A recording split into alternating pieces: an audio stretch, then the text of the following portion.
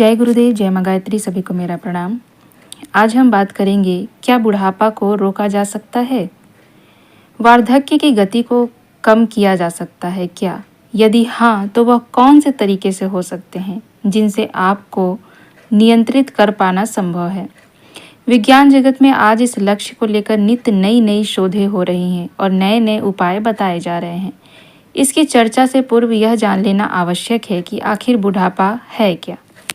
शरीर शास्त्र के शब्दों में कहे तो कोशिकाओं की अक्षमता ही वृद्धावस्था है।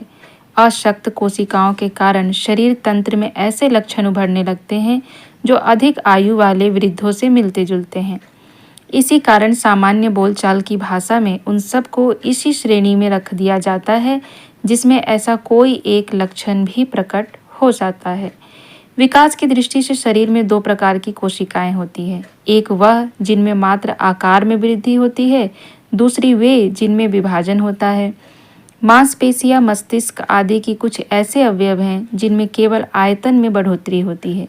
ऐसे अंगों के साथ कोई दुर्घटना घट जाए तो वे कमजोर पड़ने लगते हैं, जबकि रक्त, त्वचा आदि ऐसे हिस्से हैं जिनमें बराबर कोश विभाजन चलता रहता है। इस क्रम में थोड़े थोड़े समय में उसका नवीनीकरण होता रहता है। यह क्रिया जीवन के अंतिम दिनों तक चलती रहती है। गड़बड़ी यहीं पैदा होती है। उम्र के साथ साथ कोषाणुओं की अनुकृति पैदा करने वाला उसका तंत्र लड़खड़ाने लगता है, जिससे मातृ कोशिकाओं जितने समर्थ कोषाणु बाद में पैदा नहीं हो पाते। इतना ही नहीं, समय के साथ साथ वे और कमजोर होते जाते हैं। प्रौढ़ावस्था के त्वचा के कोषाणु अपने यौवन काल से दुर्बल पाए जाते हैं। उनमें पहले जैसी लोच लचक का अभाव देखा जाता है। इसी प्रकार तंत्रिका सेल्स अपनी संवेदनशीलता खोने लगती है। परिणाम स्वरूप संपूर्ण शरीर रोगों के प्रति अधिक सुगाराहक बन जाता है और दबाव, तनाव, चोट आदि झेलने और सहने की उसकी शक्ति छीन पड़ जाती है। इस स्थिति में कई बार कोषाणु इतने निर्बल पैदा होने लगते हैं कि शरीर तंत्र सहज में उन्हें स्वीकार नहीं कर पाता। कई मौकों में वे अस्वीकार कर दिए जाते हैं। यही वार्धक्य है।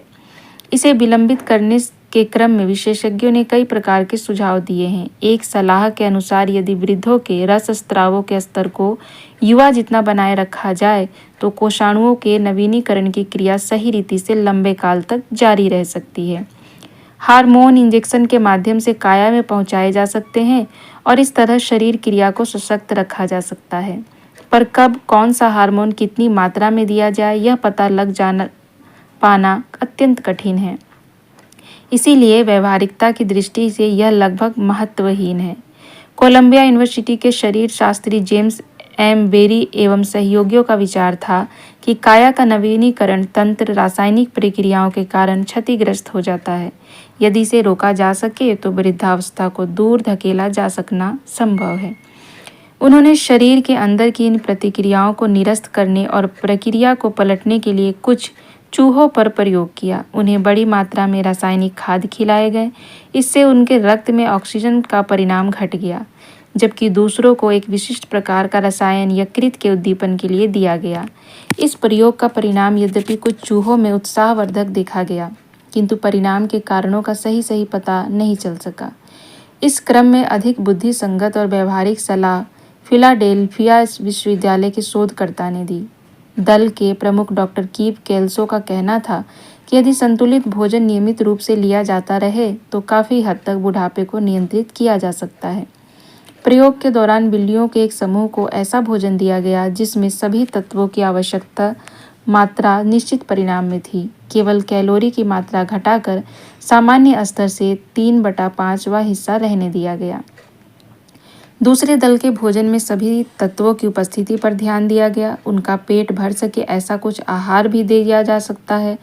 कुछ काल पश्चात दोनों समूहों में शारीरिक अंतर प्रत्यक्ष हो गया। जिन बिल्लियों को संतुलित भोजन मिल रहा था वे दूसरे ग्रुप से अधिक चुस्त, स्वस्थ और आयु की दृष्टि से जवान दिख रही थी, जबकि दूसरे समूह में स्फूर्ति का अभाव, आलस्य, निस्तेजता, त्वचा का ढीलापन स्पष्ट झलक रहा था। सामान्य रूप से बढ़ती आयु के कारण जो कठिनाइयां पैदा होने लगती है वह भी संतुलित भोजन पा रही बिल्लियों में 40% पीछे शुरू होने देखी गई। शारीरिक कमजोरी भी उनमें बहुत बाद में आई, जबकि दूसरा दल बहुत जल्द ही दुर्बल प्रतीत होने लगा था। इस आधार पर अनुसंधानकर्ताओं ने निष्कर्ष निकाला कि मनुष्यों के मामले में उनकी वर्तमान आयु को लगभग दुगना किया जा सकता है। इसकी पुष्टि सोवियत संघ के कजाकिस्तान और उज्बेकिस्तान के कुछ हिस्सों में निवास करने वाले उन लोगों से हो जाती है जो आयु के 100 वर्ष पूरे करते देखे जाते हैं। उनके आहार के बारे में शोध दल का कहना है कि वह पूर्णतः शाकाहारी हैं और भोजन में उन सभी आवश्यक तत्वों का समावेश है जो एक संतुलित भोजन के लिए जरूरी होता है। इस अध्ययन के बाद उनकी लंबी वय संबंधी रहस्य से पर्दा उठ गया, जिसके बारे में अब यह मान्यता थी कि रूसियों की लंबी उम्र उस क्षेत्र विशेष की विशिष्ट जलवायु के कारण है। यह हर किसी के लिए संभव है कि वह अपने आहार को संतुलित बनाकर अपने को दीर्घायु बना ले। आज की विषम परिस्थितियों और विकट स्थितियों से यदि बचा जा सकना संभव हो तो यह मार्ग प्रत्येक के लिए खुला है। इसे अपनाकर कोई भी वार्धक्य को दूर भगा सकता है और एक लंबी सक्रिय जिंदगी जी सकता है। यानी कि आप अपने आहार को संतुलित करके बुढ़ापा से बच सकते हैं और बुढ़ापा को रोक सकते हैं। जय गुरुदेव, जय माँ गायत्री। सभी को मेरा प्रणाम।